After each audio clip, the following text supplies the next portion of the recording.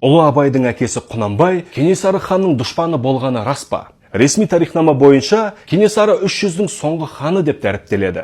Алайда шын мәнінде орта жүз бен кіші жүздің басымы ханның көтерілісіне ілескен жоқ. Тіпті патша әскерімен бірге ханға қарсы соғысты да. Кенесарыны тіпті өзінің ағасы Жалайыр мен Шапырашты руларының билеушісі Сөк Сұлтан да қолдаудан бас тартып, Ресейдің жағына өтті.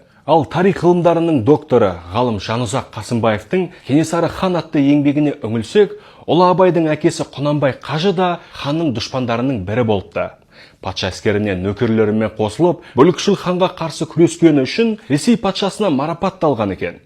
Деректерге сүйенсек, шамамен 1847 жылы Құнанбай орыс отрядтарымен қосылып, Балқаш маңында Кенесарының көшіне шабуыл жасап, ханды Ұлы жүздің жеріне ығыстырып жіберген.